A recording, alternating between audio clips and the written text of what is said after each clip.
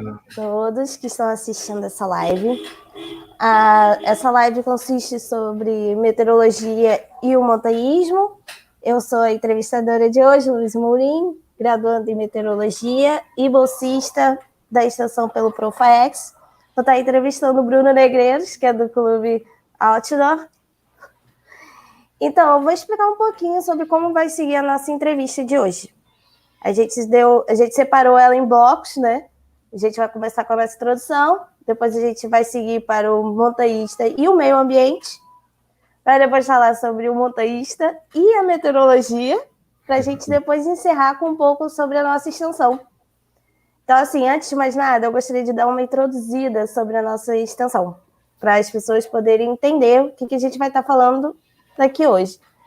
A nossa extensão, ela começou ano passado, coordenada pelo professor Nino, da UFRJ, e do Departamento de Meteorologia, junto com o Rafael Damiati, que é o guia auxiliar do SEB, que é o Centro Excursionista Brasileiro.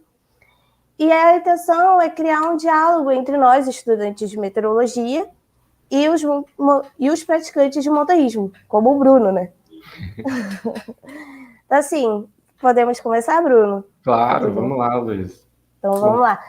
Então, eu gostaria que você desse uma introduzida sobre você, fazer uma apresentação geral, falar sobre a sua profissão, ou como você entrou nessa vida de montanhista. Claro. Bom, Luiz, primeiro de tudo, eu queria agradecer mais uma vez pelo convite. Eu me sinto muito honrado de estar aqui participando desse evento. Quero agradecer a você, ao Lino, ao Damiati. É muito, muito, muito legal mesmo poder estar aqui e trazer um pouco da minha visão, trazer um pouco da minha experiência sobre isso tudo. Bom, você pediu para falar um pouco de mim. Sou formado em Engenharia Ambiental pela PUC-Rio, sou atual estudante de pós-graduação de especialização na Escola Nacional de Ciências e Estatísticas do IBGE em Análise Ambiental e Gestão do Território. E, bom, na minha atuação profissional atualmente, atuo principalmente no ramo de consultoria, com gestão ambiental, licenciamento e elaboração de estudos ambientais. Paralelamente a isso, tenho a minha vida no montanhismo, né? Sou um praticante das atividades de montanhismo, mas não só do montanhismo, de atividades ao ar livre como um todo, acho que há mais de 10 anos, e participo de alguns projetos profissionais ou não no meio. Sou fundador e administrador de um grupo filantrópico que leva as pessoas a terem esse contato com as práticas na montanha, chamado Clube Outdoor. Também atuo num projeto muito legal, que é o Gear Tips Outdoor, que é basicamente uma startup que promove uma disseminação de conhecimento, e não só isso, mas de uma série de outros projetos, como formação de comunidade e clubes de benefícios, e também tem uma pontinha, acaba atuando como uma espécie de representante de uma rede social voltada para a prática de esportes e aventuras, que é o Aventure Box, que é meio que uma grande rede social de compartilhamento de aventuras. Antes de tudo, né, para todos aqui que vêm, obrigado pela audiência, obrigado por estarem aqui, tirar essa horinha, uma hora e meia da sua tarde. Apesar de ser formado em engenharia ambiental e apesar de ser montanhista, não sou um especialista em meteorologia, estou aqui mesmo para trocar ideia, para acrescentar visões de como nós, mesmo estando na área ambiental ou mesmo tendo um maior contato, como nós vimos a meteorologia na prática dos nossos esportes e tentar trazer também uma visão daquelas pessoas que a gente tem em contato, que a gente conhece muito de perto, de que não tem nenhum tipo de conhecimento sobre meteorologia e como elas consultam, como a meteorologia, de certa forma, influencia na nossa vida, na nossa prática, no que a gente faz aí, no que a gente tanto ama fazer, que são os esportes de montanha, os esportes de aventura como um todo. Obrigada. Então, agora a gente segue para o nosso outro bloco, né? Que é o montanhista e o meio ambiente. Aí vai vir aqui uma pergunta empírica, sabe? Sim, claro. Que é, o que é o montanhismo para você? Bom, é uma pergunta difícil, porque eu acho que é muito particular para cada pessoa, né? Mas eu acho que eu não posso não começar a responder essa pergunta citando as definições oficiais do que é o montanhismo, né? Segundo, por exemplo, a Federação de Montanhismo do Estado do Rio de Janeiro, o montanhismo é a prática de ascensão em ambientes de montanha ou ambientes rochosos, a partir do uso de técnicas de escalada ou de caminhada. E essa é basicamente a definição padronizada sobre o que é o montanhismo. Mas acho que para mim é muito mais do que isso, sabe? Quando você me pergunta o que é o montanhismo, Luiz, eu acho que tem muitos outros aspectos envolvidos. Eu acho que o primeiro de tudo é a busca por uma maior conexão com a natureza, com o ambiente natural. A gente sabe que nessa vida corrida que a gente vive hoje em dia, no ambiente urbano, por certas vezes a gente acaba sendo muito afastado, a gente permanece muito longe do ambiente natural e desse contato maior com a natureza, mesmo atuando dentro das áreas ambientais, sendo um profissional da área ambiental. Isso é nítido. Imagina quem não atua. Então, acho que uma das grandes coisas que o montanhismo trouxe para mim, que traz para mim, é o maior contato com a natureza. E, paralelamente a isso, também, o maior contato comigo mesmo, porque estando lá, superando todos aqueles desafios, superando todos os meus limites, eu acho que eu consigo ter um conhecimento, conhecer a mim mesmo de uma forma que talvez aqui eu não tenha não tenha essa possibilidade. E, claro, outras coisas envolvidas, como a sensação esportiva mesmo relacionada de vencer os desafios, de superar os limites, de fazer aquela travessia que, nossa, você era impensável para você e agora você está fazendo, está chegando bem no final, ou está chegando acabado, mas com aquela felicidade dentro de si, de superar, de esportista mesmo, né? E assim, e melhor ainda, o esportista que não compete com ninguém a não ser consigo próprio, né? Superando os próprios limites. Eu não estou ali praticando um esporte que eu tenho que vencer outra pessoa, eu estou só superando os desafios propostos pelo ambiente natural e por mim mesmo a partir da logística que eu montei, e ali me conhecendo, estando em maior contato com a natureza e estando exposto a diversas variáveis, né? Uma delas, inclusive, é a parte meteorológica. Né? A parte meteorológica. Então, quais os lugares que você normalmente vai? Tipo, quais você mais gostou de todos eles? Tá. Bom, essa é uma pergunta, acho que muito difícil, Luiz. Qual o lugar que eu mais gostei? Mas, assim, com os amigos próximos, com todos, eu costumo brincar que o último lugar que eu fui é sempre o que eu mais gosto. Mas isso não é uma coisa muito clichê, não. Eu sou uma pessoa muito momentista mesmo, sabe? Eu sempre fico muito encantado com a última paisagem que eu vi, com o último desafio. A última travessia assim, que eu fiz foi a travessia Marins, a travessia mesmo foi Marins Itaguaré em um dia aqui na Mantiqueira. E assim, eu poderia muito bem citá-la como um dos meus lugares favoritos, assim, mas eu acredito que além disso, não só ela, mas toda aquela região da Mantiqueira ali me traz grandes lembranças. Não só a travessia Marins Itaguaré, mas como a travessia da Serra Fina, que gostaria de enfatizar aqui que está fechada nesse momento para recuperação do seu ambiente por ter passado por um incêndio ano passado, mas a Serra do Papagaio, toda aquela região da Mantiqueira ali me encanta muito, eu tenho grandes lembranças, inclusive uma das travessias que eu mais me orgulho de ter feito, que eu mais gostei, que eu mais senti emoções foi há 2 anos atrás, quando eu fiz a Serra Fina em 2 dias. Mas, claro, existem muitos outros lugares. Geralmente a gente frequenta muito aqui as travessias do Sudeste, por conta de logística mesmo, né? A gente vai de carro, ou freta uma van, quando nós não estamos nesse período de pandemia, com muitas pessoas assim, que cabem numa van indo para um objetivo em comum por conta da logística facilitada. Mas, claro, já atravessei os Lençóis Maranhenses, já atravessei a Chapada dos Veadeiros, já tive em alguns outros lugares, mas acho que por conta da proximidade e da recorrência, de estar lá sempre, com certeza as travessias, as cristas da Mantiqueira me encantam muito.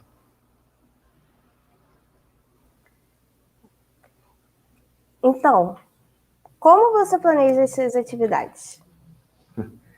Bom, Luiz, eu acho que assim, quando a gente está falando da prática de montanhismo, a gente costuma falar que o mandamento zero do montanhismo, de qualquer tipo de atividade que a gente vai praticar, é com certeza o planejamento. E isso ela meio que permeia todas as questões envolvidas. Por exemplo, quando a gente fala de planejamento do que levar, o que levar é claramente algo que tem que ser estudado antes, sabe? Você tem que pensar, estudar o local, estudar o desafio a ser vencido.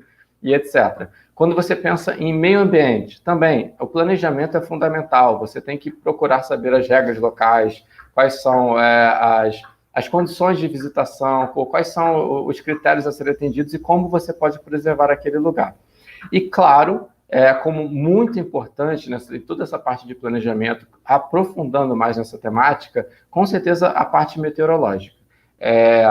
Dentro de um planejamento, para você ter ideia, a meteorologia ela traz uma importância, ela tem uma importância tão grande porque ela pode ser talvez ela pode ser um critério principal numa tomada de decisão, às vezes de ir ou não para algum lugar, sabe? Dentro de todas aquelas variáveis meteorológicas, por exemplo, a gente pode citar chuvas torrenciais.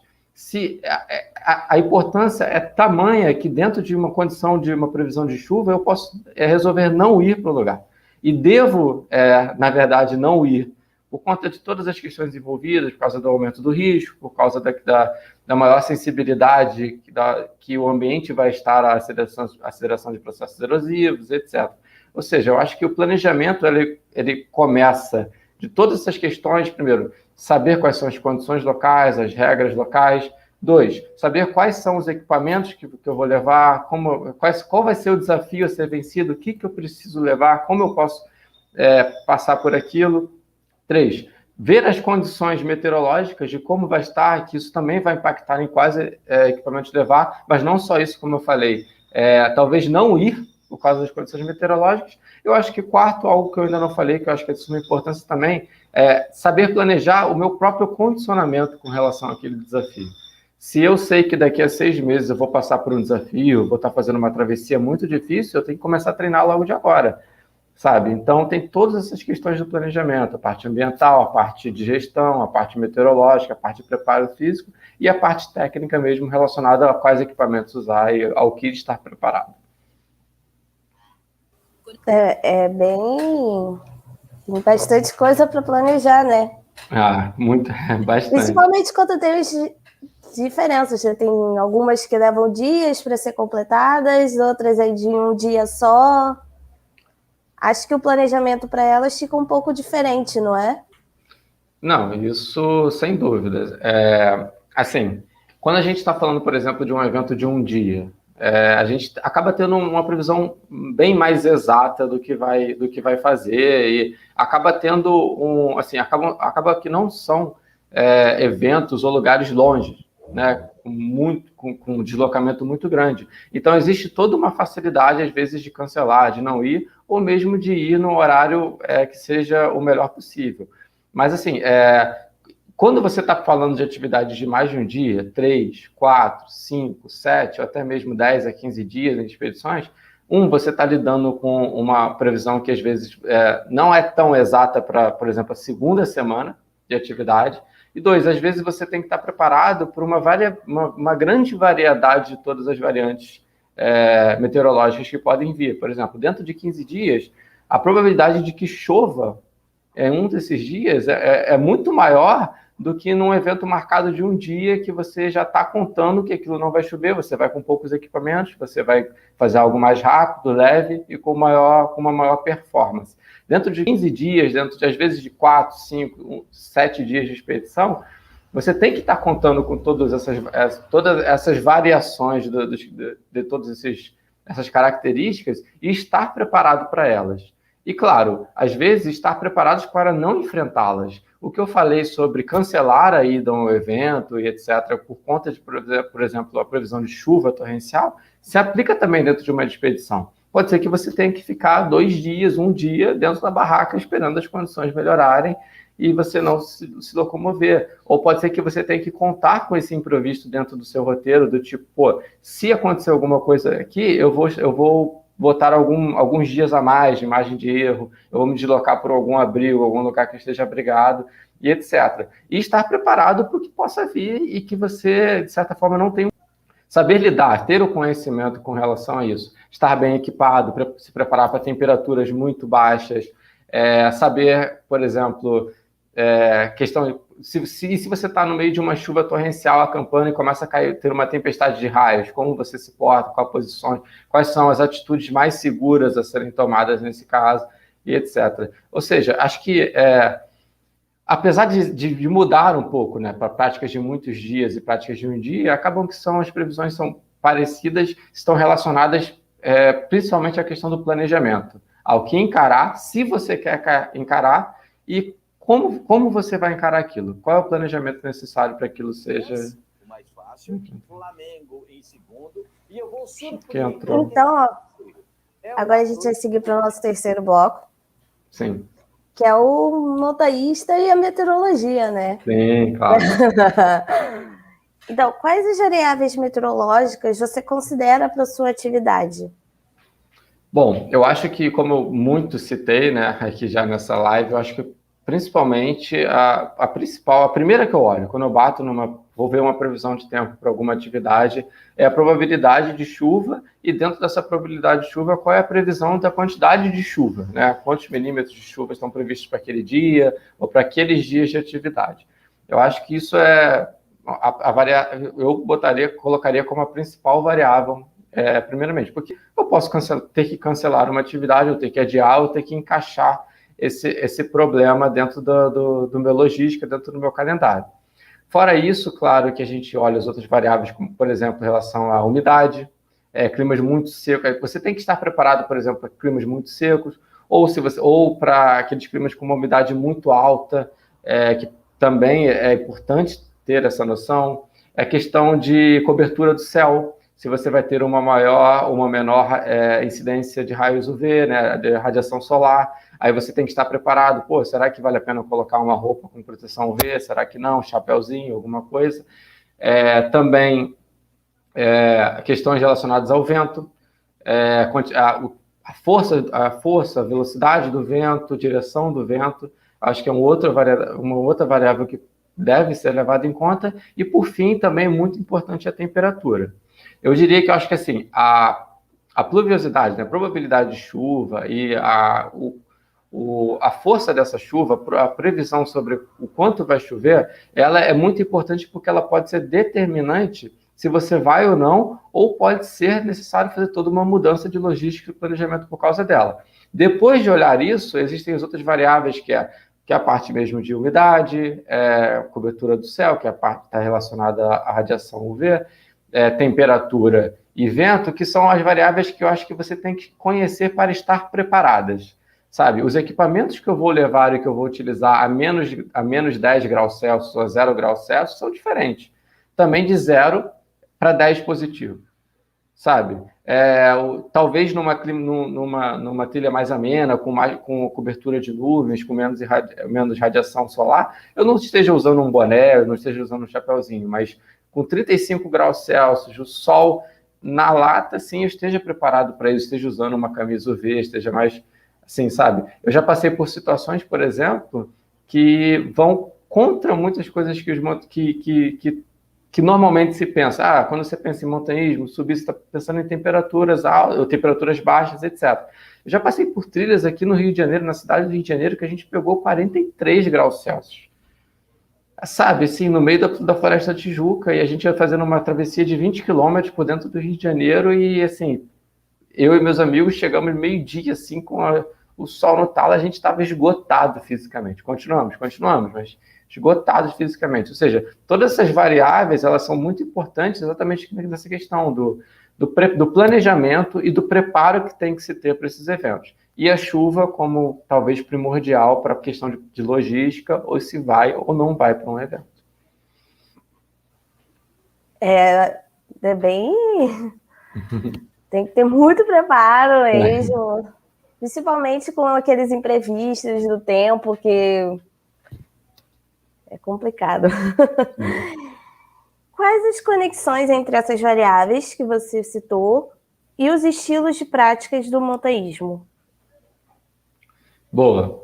Bom, eu acho assim, Luiz, eu acho que todas elas são importantes para os diversos estilos de práticas do montanhismo. E eu vou além, eu nem digo somente para a prática do montanhismo, eu diria para a prática de esportes de aventura como um todo, né? Os esportes que são praticados ao ar livre, que vão além do montanhismo, como os esportes náuticos, os esportes aéreos, mesmo eu não sei se eu posso chamar de esportes aéreos, mas esportes que lidam com a parte de voos, etc. Acho que todas elas são extremamente importantes. Mas talvez, entre uma modalidade ou outra, elas tenham, assim, elas mudam, talvez tenha uma alteração, uma pequena mudança do grau de importância.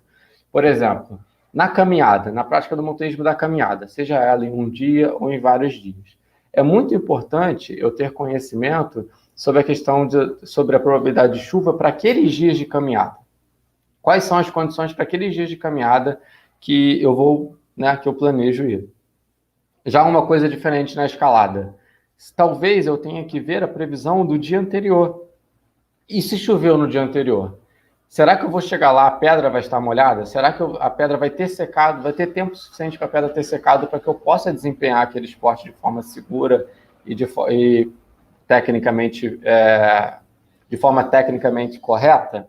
Sabe? Então, por exemplo, a chuva ela é importante em ambas as modalidades, a previsão de chuva e probabilidade.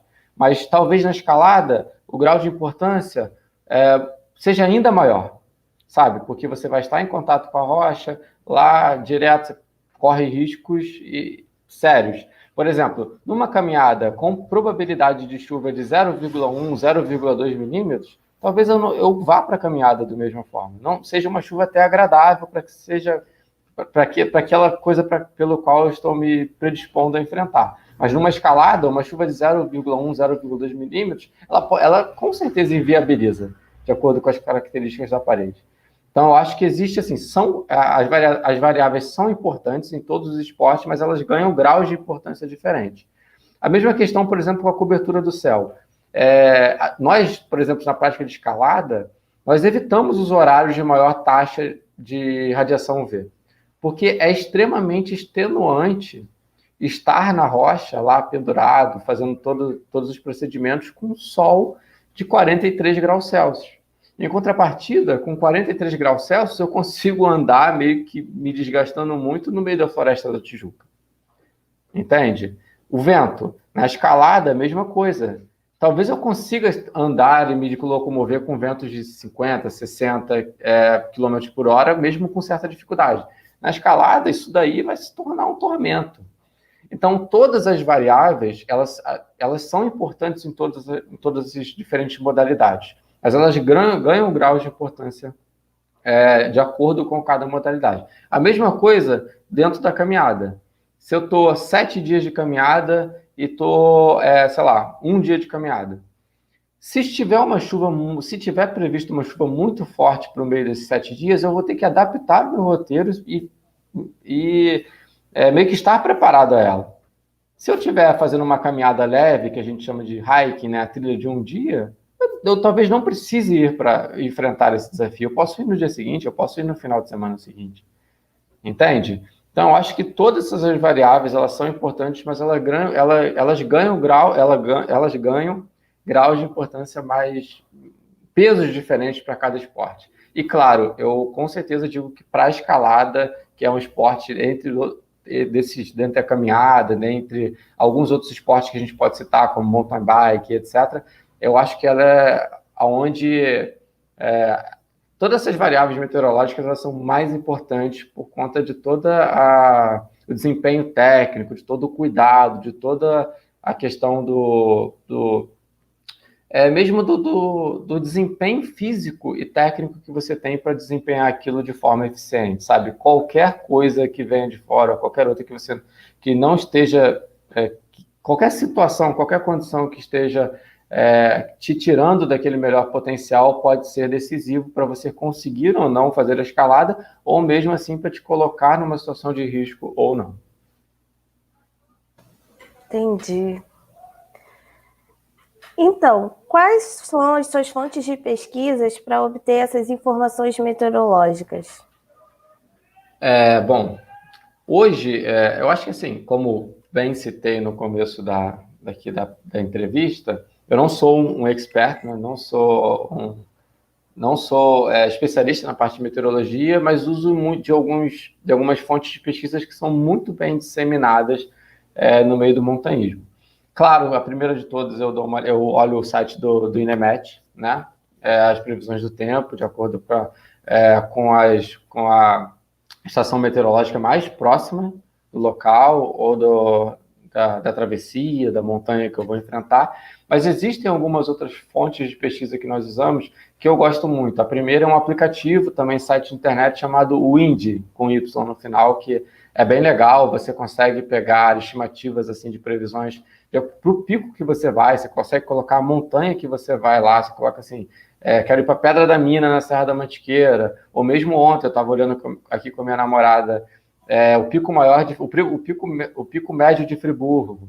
Você consegue dar uma olhada na previsão, ele faz algumas estimativas muito legais de dessas variáveis, como probabilidade de chuva, vento, cobertura do céu, temperatura e etc. E uma outra fonte de pesquisa, uma terceira fonte, além do INEMET e do INDE, que eu gosto de usar muito, é o Mountain Forecast, que também um site onde você consegue ter além de todas essas previsões, todas essas questões, e compará-las com as outras previsões que você já pegou, ele tem uma coisa bem legal, que ele te dá uma estimativa da temperatura de acordo com a altitude.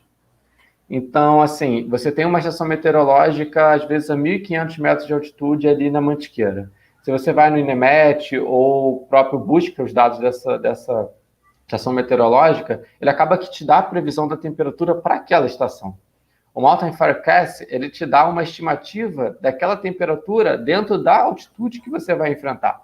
Então, sei lá, eu vou a 2.400 metros de altitude. Eu tenho ali mais ou menos uma estimativa, uma previsão, né? Não necessariamente uma coisa exata, apesar da temperatura ser algo que varia, que a previsão não tem uma margem de erro tão grande, é mais fácil de acertar, te dá uma previsão para altitude. Então, te dá uma boa ideia, dentro daquilo tudo que eu te falei, sobre o que você vai enfrentar, quais equipamentos levar e como você montar a sua logística pensando nisso tudo. Conta pra gente algumas experiências práticas vividas por você. Casos extremos, ou até mesmo uma coisa simples. Sim. Bom, como eu te falei, Luiz, eu acho que assim, a questão da meteorologia ela é muito determinante, às vezes, para ir ou não, para estar ou não num evento. Eu não consigo lembrar de algum caso, alguma coisa extrema que eu tenha vivido que tenha sido do lado negativo, sabe? Que eu tenha pego uma chuva torrencial não prevista. Isso eu consegui até hoje escapar desse, porque, claro, estudo muito, dou uma olhada, vejo as previsões, etc. Mas, claro, já peguei algumas chuvas não previstas, eu posso citar um exemplo aqui do Parque Estadual dos Três Picos, que peguei algumas chuvas, foi tudo tranquilo, não aconteceu nenhum problema e tal, mas vieram chuvas que talvez eu não tenha visto com maior atenção, mas o que eu já vivi foi o contrário. Eu já vivi questões assim de ver a previsão e ver que estava previsto chuvas, que tinham previsões de chuvas para aquele local, e chegar lá, céu azul. Tempo bom, céu azul, travessia linda, maravilhosa e sucesso absoluto.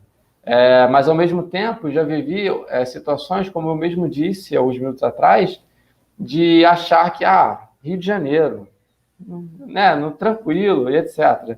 E fazer uma trilha no meio da Floresta da Tijuca com mais de 40 graus Celsius, e ficar assim no meio da trilha assim, impressionado com o nível de cansaço, de extenuação física que eu estava, exatamente por conta da temperatura.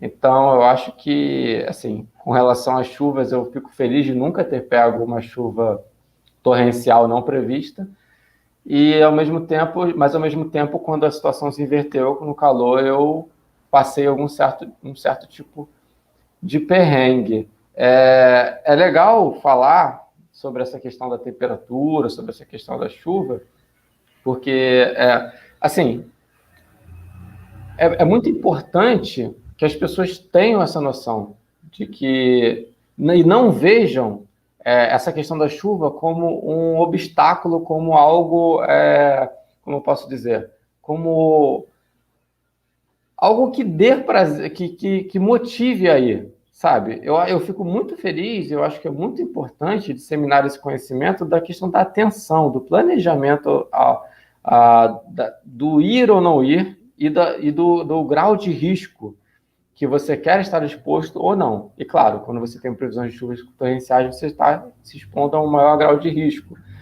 Mas, ao mesmo tempo, eu sei que, para muitas pessoas, essa questão de vai chover para caramba, a gente vai ser mó perrengue, a gente vai se molhar para caramba, ainda existe um pouco disso, um pouco dessa falta de conhecimento. De, cara, não, você não precisa assumir esse tipo de risco. Não é uma coisa, tipo, você pode estar degradando mais o ambiente, você pode estar se botando em risco e colocando em risco aos outros. Ou seja, é muito importante ter esse conhecimento e assumir essa postura de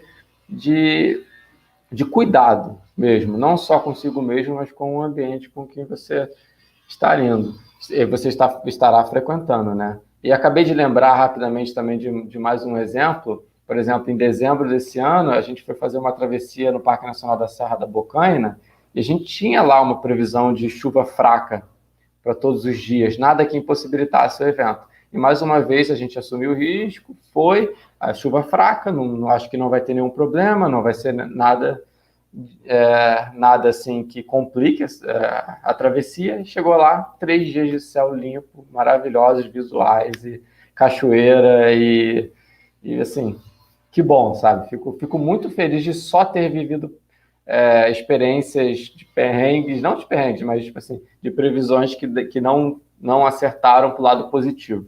E fico muito feliz de não ter vivido um perrengue de verdade, alguma situação de risco mesmo que eu tenha me colocado. Que bom, né? Isso é muito bom. Então, como essas dificuldades de tempo são vistas pelo montanhismo no geral? Sim.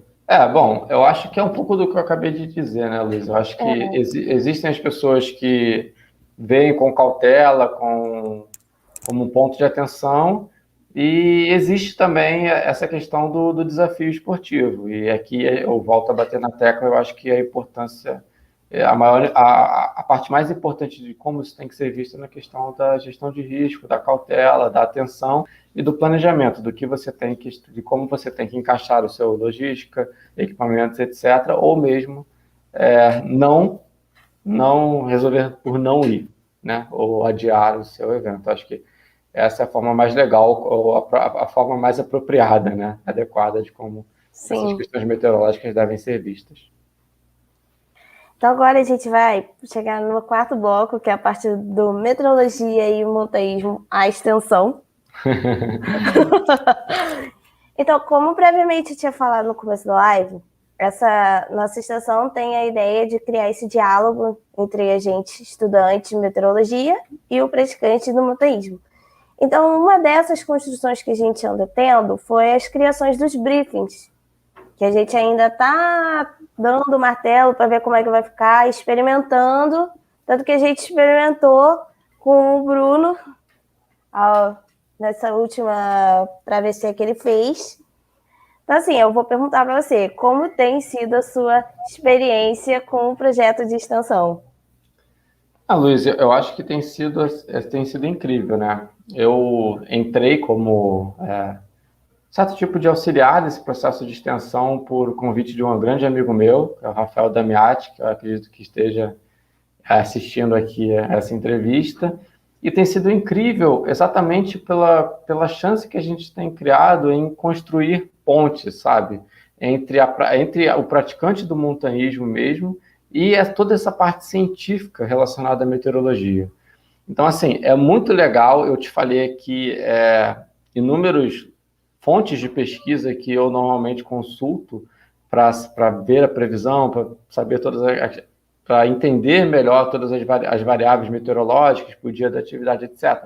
Mas tem sido muito legal contar com o suporte, com o apoio de estudantes de meteorologia mesmo, de pessoas que estão ali, que vivem, que estudam isso na sua vida, que tem isso como principal, sei lá, linha, né, de conhecimento na sua vida, e tem sido incrível receber esse conhecimento deles, assim, e não só receber os briefings, né, de previsão detalhados com uma ou mais de uma estações que são próximas da atividade, mas com a troca, né, poder depois devolver, passar um feedback. Pô, cara, legal, foi muito legal, esse briefing que você me passou foi exatamente assim, não foi exatamente, pô, mas isso aqui, sabe, pô, será que para a próxima a gente não encaixa isso? Será que você não consegue me ajudar mais nesse sentido?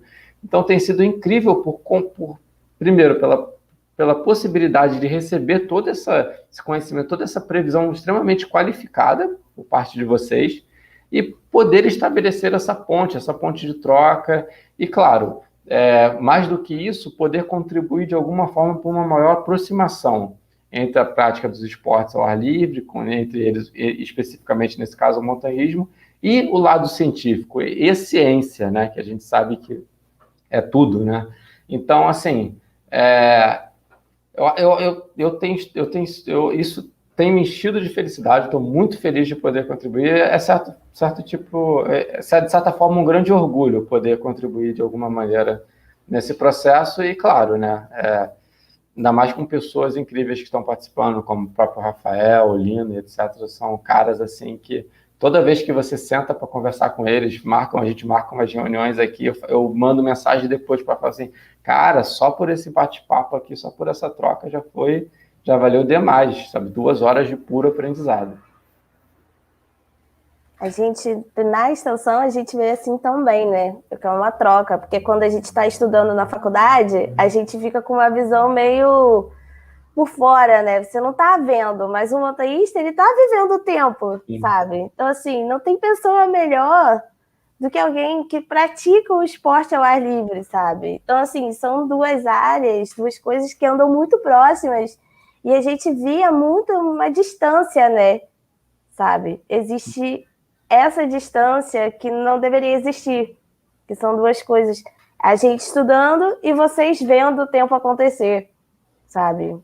Também acho que é um aprendizado muito grande para os 2 lados, como você tinha dito, sabe? É muito bom, assim, a gente fez os briefings, a gente estava com muito medo, porque como não tem muitas estações por perto, sabe? Sim. Então, assim, foi uma batalha para escolher a melhor estação que poderia cobrir, ó. Tanto que eu estava falando, nas reuniões que a gente teve para fazer esse briefing, eu estava falando, não, tem que ser uma com a melhor altitude, o mais perto possível, para cobrir melhor a área. Aí o Rafael estava falando, né? Porque o Rafael, ele também participou dessa travessia. Sim. Tava falando, não, a gente vai passar ali em Passa Quatro, olha por ali, mas Passa Quatro, ela tem uma altitude menor, entende? Então, assim, sim, aí fica aquele medo que a gente criou. Mas, assim, no final das contas, a gente conseguiu chegar num consenso geral. Eu acho que ficou muito legal, Luiz. Eu acho que, assim, vocês souberam passar toda essa questão, todo esse conhecimento de forma bem didática. Eu lembro muito bem, assim, do briefing, quando eu olhei, e você tinha uma tabelinha, e a tabela, ela tinha 5 linhas, que era exatamente probabilidade de chuva e a intensidade, caso ela existisse, a cobertura do céu, a umidade, a direção e a força do vento, e a temperatura. Ou seja, era exatamente as 5 linhas de briefing que você passava, que vocês passaram para cada estação meteorológica próxima do local onde a gente foi fazer a atividade. E assim, foi exatamente, é exatamente as 5 variáveis que a gente olha do nosso lado. Então foi assim, cara, parece pouco, mas é uma grande conquista, é uma pequena conquista, assim, sabe, para nós montanhistas. A gente olha assim, cara, os especialistas mandaram para a gente aqui esse briefing assim, mais elaborado. Eu lembro que no briefing que vocês enviaram, tinha os mapas com o comportamento atmosférico, as zonas de baixa pressão, sim, as zonas de alta pressão, que você pode até falar melhor do que eu sobre elas. Só que tudo aquilo, toda aquela coisa, vocês detalharam quais eram os fenômenos atmosféricos que estavam acontecendo para gerar aquela previsão. Então, vocês contextualizaram as variáveis meteorológicas que já são as que a gente consulta. Então, teve da nossa parte uma grande validação, um processo de validação. Nossa, caramba, a gente está olhando, a gente olha A gente está olhando as variáveis certas e corretas, de acordo até com os estudantes, né, os futuros especialistas na área. Mas daí para cá, foi muito legal ter esse tipo de contextualização dessas variáveis. Por que aquela previsão desse jeito?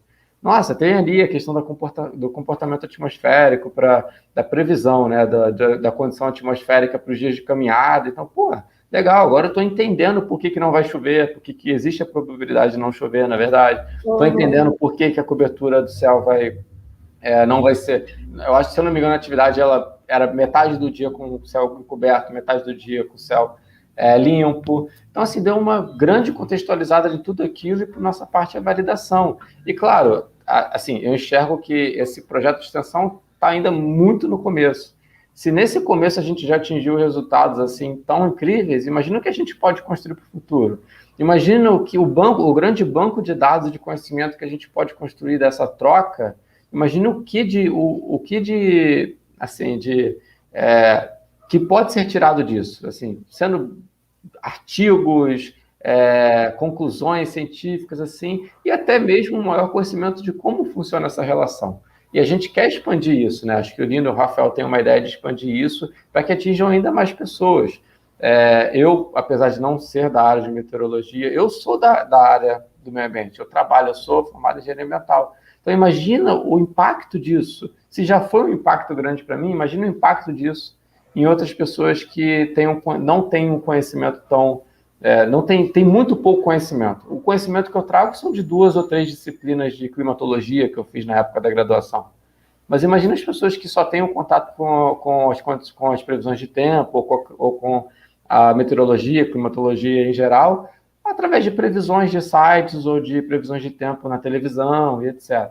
Imagina o impacto positivo que isso pode trazer para nós montanhistas e imagina o impacto que a gente pode trazer para vocês também com essa troca de conhecimento, com todos esses feedbacks, esses debriefs e tal. Acho que tem tudo para decolar e para ser um sucesso. Ah, com certeza. É como você falou, a gente ainda está bem no começo, a gente está naquelas tomadas de decisão, essa pandemia aí atrapalhou um pouquinho, porque não começou a extensão, começou a pandemia, então assim, a gente tudo quarentenado, sabe? Sim. Então, não, isso atrapalhou geral, né, Luiz? Atrapalhou todo mundo também, né? A gente ficou totalmente isolado no começo da pandemia, assim, tipo, eu não saía para fazer nenhum tipo de atividade ao ar livre, muito menos o montanhismo. Veio o período de baixa nos índices, né? Veio o período de flexibilização dos status de quarentena, isolamento social. Aí eu comecei a sair um pouco mais, comecei a sentir um pouco mais de confiança, claro, tomando todos os cuidados sanitários, uso de máscara, distanciamento social, pouca gente, só aquelas pessoas mesmo mais próximas. E foi um processo de reconexão, na verdade, sabe? Eu lembro muito bem, assim, e não é exagero, nesse ano, quando eu comecei, acho que não, na verdade, ano passado, já nesse período de baixa dos índices, quando eu fui fazer um trekking aqui na região da Serra do Caraça, e eu fui fazer as consultas de previsão do tempo, assim, caraca, acho que eu nem lembro mais como é que faz isso, já estou tanto tempo parado, mas não, claro, eu lembrava como fazia isso, tinha os aplicativos, tinha tudo, mas assim, a gente parou total, né?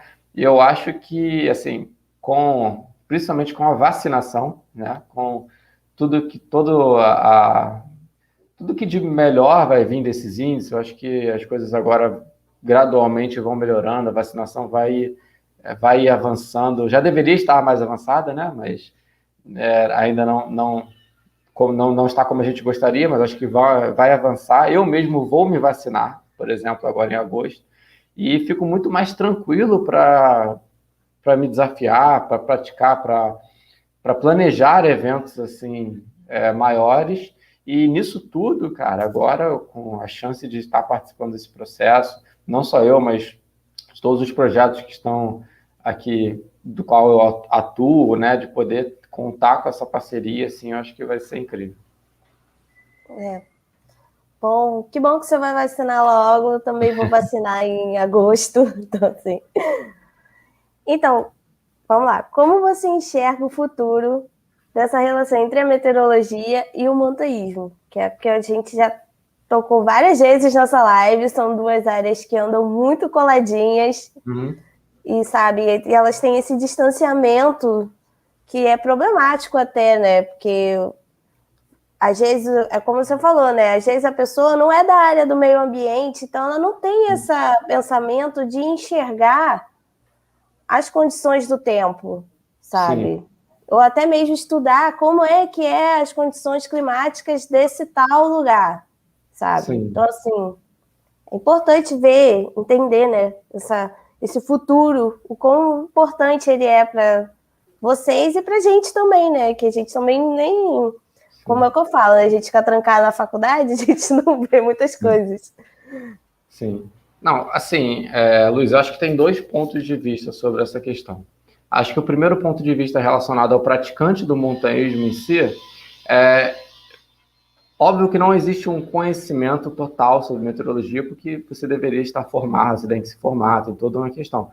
Mas, assim, eu acho que, geralmente, tá? Eu digo geralmente, eu não posso falar por todos, mas no planejamento das atividades, sejam elas com guias de clubes tradicionais, de praticantes de grupos menores, digitais, ou até com operadoras, existe a preocupação relacionada à previsão do tempo.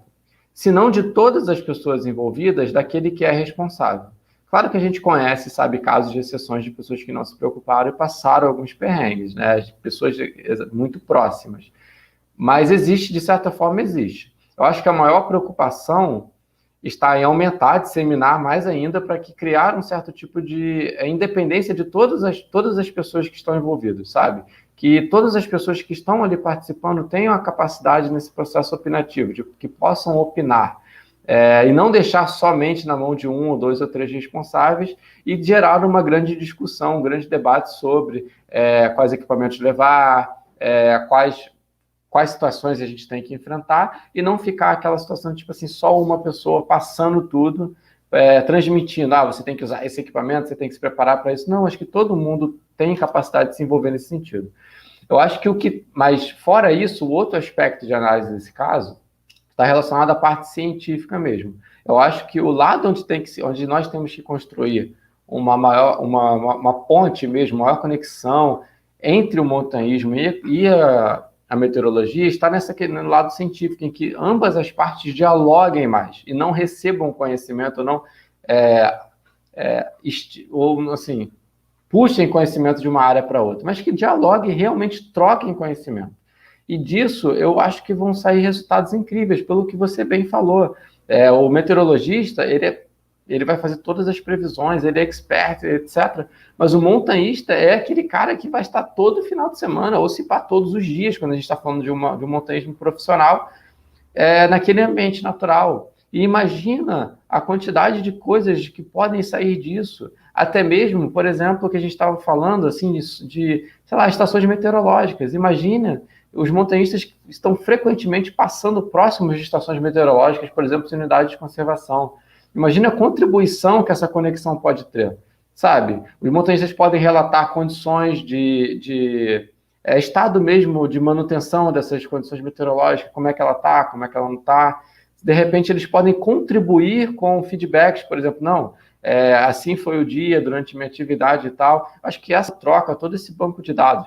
E, claro, uma grande conversa sobre como funcionam as linguagens, né? Como a gente pode adaptar a nossa linguagem a vocês, como vocês podem adaptar a linguagem de vocês a gente, para que toda essa troca seja maximizada e resultados assim, os resultados também sejam maximizados juntos. Então, eu acho que, como eu disse, na questão do praticante, eu acho que o que pode se criar é uma maior independência da parte de cada montanhista com relação às suas análises, às suas fontes de pesquisa, e em paralelo do ponto de vista científico, eu acho que isso sim tem que ser ainda mais consolidado. Eu acho que a relação ainda não é muito bem estabelecida e que disso possam sair resultados que talvez nem eu e você a gente consiga pensar nesse momento, mas possam sair resultados até mais ambiciosos do que só uma troca de conhecimento, mas sim resultados científicos mesmo, desenvolvidos em pesquisas científicas com o envolvimento de ambas as partes.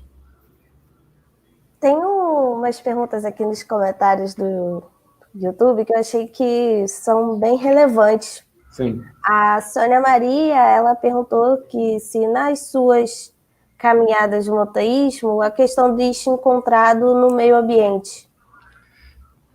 Tudo bom, Sônia? Valeu pela pergunta. É bem interessante essa pergunta. Bom, a gente tem dentro da prática de montanhismo o que a gente chama dos 7 princípios de mínimo impacto, que basicamente são os princípios de como nós minimizamos o nosso impacto no ambiente natural dentro daquela atividade. E um desses princípios, ele está diretamente relacionado à questão dos resíduos, à questão do lixo, né? Ou seja, é extremamente disseminado, quer dizer, não extremamente, a gente gostaria de que fosse mais, né? Claro. É disseminado entre os montanhistas de que é extremamente proibido descartar qualquer tipo de resíduo no ambiente natural, seja ele orgânico ou não orgânico. Mas, claro, a gente sabe que a gente se depara, a gente se depara com muitos problemas na nossa sociedade, né, de questões de falta mesmo de conscientização ambiental, educação, e que com certeza são levados, são transportados para o ambiente natural. Então, sim, a gente ainda infelizmente encontra lixo nas trilhas, nas travessias. A gente tem em alguns lugares muitos problemas com fezes, que as pessoas que não sabem como lidar com suas fezes no ambiente natural, não sabem as formas apropriadas, que, para quem não sabe, assim, abrindo um parênteses, em alguns lugares você tem que levar tudo de volta, inclusive as suas fezes, em outros lugares você pode, assim, não gera um grande impacto se você enterrar as suas fezes e trazer de volta só os itens de higiene utilizados. Mas, assim, sim, a gente tenta disseminar, a gente tenta aumentar uma maior educação e conscientização ambiental entre os montanhistas para que eles não joguem lixo na trilha, para que não haja isso. Mas ainda é um problema, ainda existe esse problema, e quando a gente se depara com eles, a gente tenta, claro, tá sempre com aquele saquinho extra ali para catar um lixo que não é nosso, que a gente encontra na trilha. Eu e minha namorada, por exemplo, a gente sempre tem uma cuidado assim antes de sair de casa. Pô, vamos botar 3 saquinhos extras aqui, porque a gente sabe que a gente vai encontrar. Teve uma trilha que a gente estava até na Serra de São José, ali na região de Minas Gerais, entre Tiradentes e São João del Rei, Prados ali. A gente saiu de lá quase que com 2 sacos de lixo cheios, assim, tipo, sabe? Então a gente tem sempre esse cuidado. E uma outra coisa muito importante que eu acho que é bom citar, está relacionada a essa questão do descarte do lixo, mesmo quando ele é levado consigo, sabe? Você não descarta no ambiente, óbvio. Mas como eu descarto aquele lixo adequadamente? Não é chegar na primeira lixeira e colocá-lo. O ideal é que você traga esse lixo de volta para a cidade onde você vive, que você traga com você e descarte no local com a mais adequado e mais eficiente sistema de coleta, de transporte e de destinação final dos resíduos sólidos. Ou seja, é mais ou menos isso, né? Saber como lidar, saber também como lidar quando você vê o lixo, né? Não é seu, mas leva, faça esse bem, faça isso pelo planeta, e depois saber o que fazer com esse lixo que você traz de volta das trilhas. Adorei a informação. Lembrei de uma coisa aqui importante. Lixo orgânico. Não se joga lixo orgânico na natureza. Aquela casca de tangerina, aquela casca de laranja, tangerina, aquela casca de banana que você tira, a gente ainda vê muitas pessoas descartando, jogando mesmo. Mas é orgânico, vai decompor. Não é assim que funciona. Primeiro que ele não faz parte daquele ambiente natural, ele veio de fora, então ele com certeza de alguma forma vai alterar, mesmo que de forma micro, a dinâmica do ambiente ali no local, fora que, assim, o tempo que aquilo vai levar para degradar não é tipo, as pessoas às vezes tendem a jogar achando que vai degradar em 1 hora, não é assim que funciona, sabe? Então, não insira nenhum corpo, mesmo que seja nenhum item, mesmo que seja de forma orgânica no ambiente onde você vai inserir. Tá passando um carro de som aqui, vou esperar ele passar, continuo. Tudo bem. É muito importante, né, essa visão do lixo no meio ambiente, como você falou, essa parte do lixo orgânico. Tem muita gente que tem essa visão de é bom para... Mas é como você falou, né, não tá ali, ele não tá inserido naquela natureza. Então, assim, eu entendo. Tem uma pergunta aqui do Rafael Luísa, Damiati. não só não está inserido, mas são espécies que não fazem parte daquele ambiente, daquele ecossistema. É verdade. Tem aqui uma pergunta do Rafael Damiati. Aí ele pergunta: Bruno, você acha que tem espaço para novos produtos de previsão de tempo mais voltados ao montanhismo? Ou os atualmente disponíveis já são suficientes para o planejamento? Boa pergunta, hein? Ótima pergunta. Ótima pergunta. Eu acho que, assim, os atuais sistemas que estão disponíveis, eles são muito bons. Eu citei o próprio Wind, eu vi alguém aqui nos comentários falando do Wind Guru, também é um outro sistema muito bom, o próprio Mountain Forecast. O que muitas vezes acontece é que muitos desses sistemas, uma hora, ficam pagos, ou você tem que pagar para ter um acesso mais específico, mais detalhado às suas informações. Eu acho que, assim, Rafael, sempre cabem, a inovação científica e tecnológica sempre cabe. Se isso for simplificar a linguagem, juntar esse conhecimento, simplificar a linguagem, transmitir para o montanhismo, para o montanhista, para a prática, sempre há espaço para o desenvolvimento de novas tecnologias e de novos produtos de previsão do tempo. Os que hoje existem, eu diria que, assim, atendem muito bem, mas de forma prática, eu sempre consulto um monte, vários de uma vez, porque eu consigo tirar uma melhor informação de um, uma melhor informação de outro, uma melhor coisa de outro. Mas acho que mesmo assim, eu acho que tem sim espaço para o desenvolvimento de novas tecnologias, principalmente aquelas que não estão dando previsões assim de forma geral, mas elas estão dando previsões relacionadas ao montanhismo. Por exemplo, imagina, Rafael, que incrível seria se a gente tivesse, por exemplo, um aplicativo com a previsão do tempo direcionado para alguns locais, para alguns setores, algumas travessias que são bem conhecidas, e não só isso, mas assim, fizessem sugestões àquela pessoa, àquele praticante. Imagina, as previsões apontam que você vai pegar temperaturas negativas, esteja preparado adequadamente para isso, opte por sacos de dormir adequados, ou até o contrário, as temperaturas estarão muito altas, use roupas de proteção UV, etc, etc, que reforcem essa questão do cuidado, reforcem essa questão de, mais uma vez, do que já falei várias vezes, do planejamento. Ou seja, existe sim espaço, e mais legal ainda se eles forem voltados especificamente para a questão do montanhismo.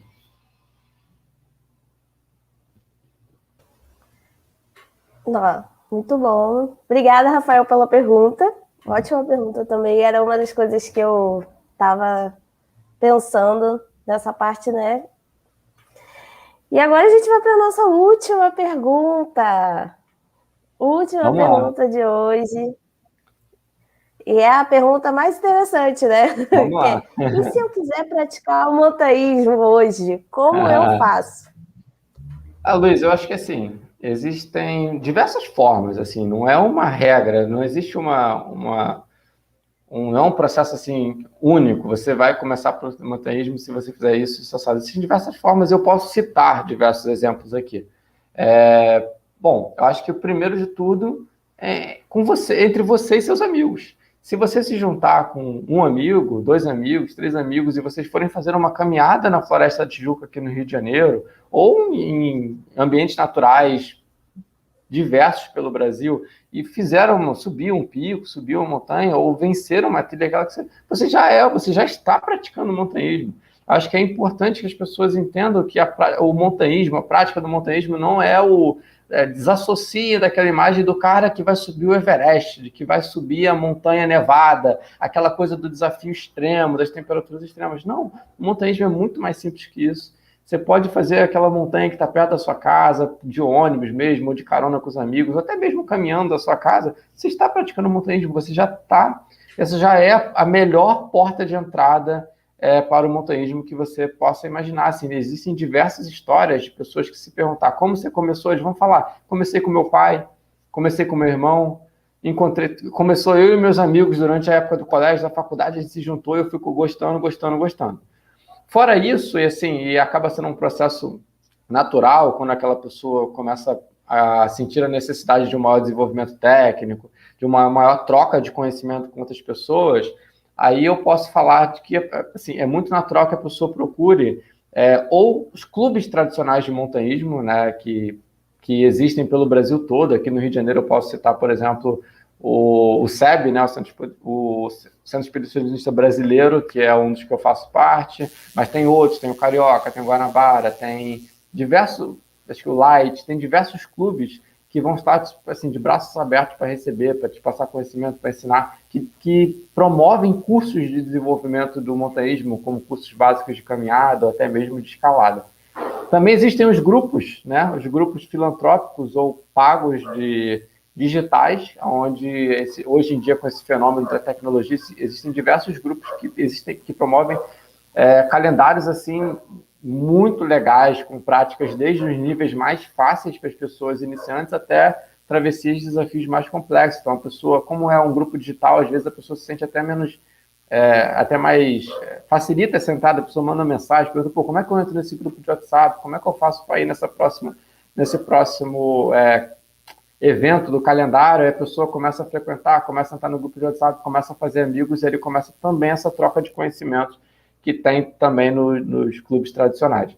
Fora isso, também existem muitas pessoas que buscam esse desenvolvimento e acabam indo com operadoras, com empresas mesmo, com o turismo de aventura, né? Existem diversas operadoras, guias que startam e levam muitas pessoas ao montanhismo. Assim. Tem muita gente, acho que a grande maioria das pessoas que você perguntar como é que você começou no montanhismo, vai falar, eu fiz trilha com meu amigo, mas teve um dia que eu paguei ali um guia para me levar a algum lugar, depois eu descobri o clube de montanhismo, entrei, fui fazer meu curso, aí depois eu descobri o grupo digital ali que tem um calendário. Então, se você for parar para pensar, assim, são diversas portas de entrada e depois que você entra por uma delas, você acaba permeando por todos esses ambientes. Muitas das vezes, você não fica só no lugar. Hora você está com guia, hora você está fazendo com seus amigos, hora você está com um evento oficial no clube, hora você está... Então, assim, o importante é que a pessoa se sinta confortável, se sinta bem, feliz com aquela prática, que se divirta,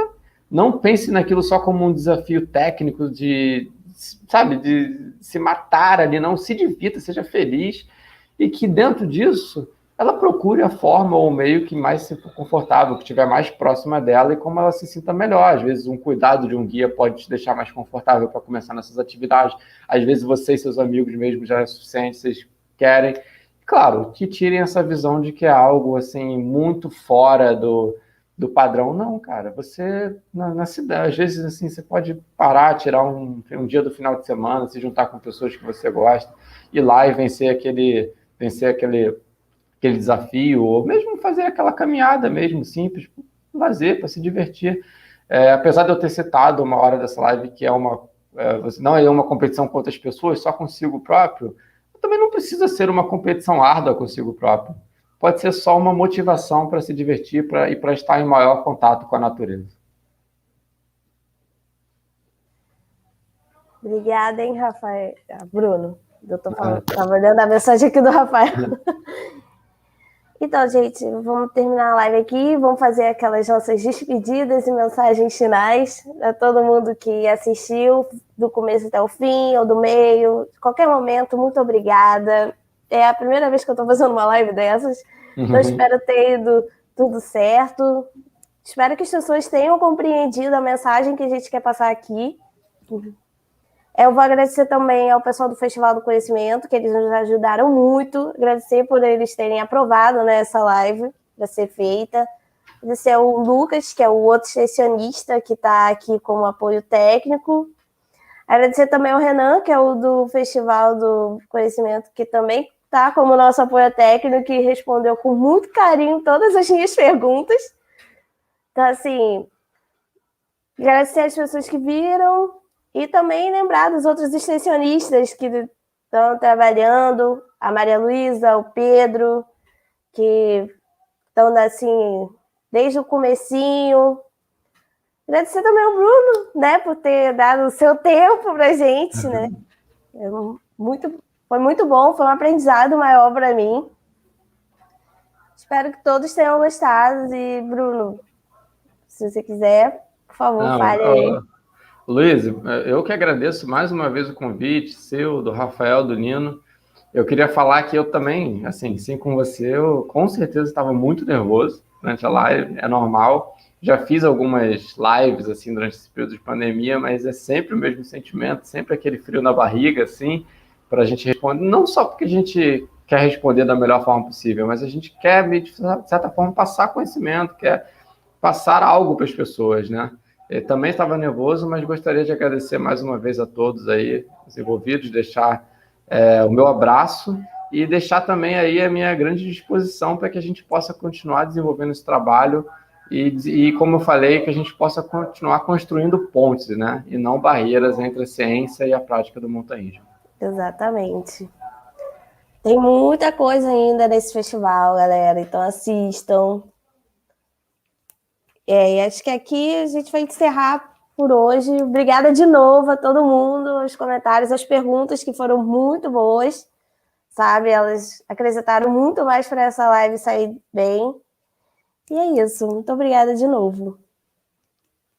Valeu, Luiz. Eu que agradeço. Novamente tem um carro passando aqui na minha rua, coisas da vida, dessa vida digital que a gente vive hoje. E queria agradecer também a pessoas que sempre estão comigo, que me dão suporte, assim, os grandes amigos que eu tenho na vida que estão nesse projeto, mas que é o da Miat. Ajudar também a minha namorada, Dani, que está aí na live, que ela, sempre que eu tenho alguma dúvida com relação a algumas características da meteorologia, ela me ajuda muito, porque ela já fez alguns cursos específicos sobre a questão, então ela me ajuda muito, às vezes, também nessa previsão, de como ver uma previsão para um evento, etc. E, fora isso, todos os amigos estão comigo aí, ajudando, companheiros de aventura, não só na montanha, mas em projetos que eu desenvolvo aí, pessoal do Clube Outdoor, pessoal do Gear Tips. E valeu, galera, espero ver vocês, não só aqui, né, mas também pela montanha aí, qualquer dia que vocês quiserem, a gente se esbarra por aí. Grande abraço. Obrigada de novo, galera.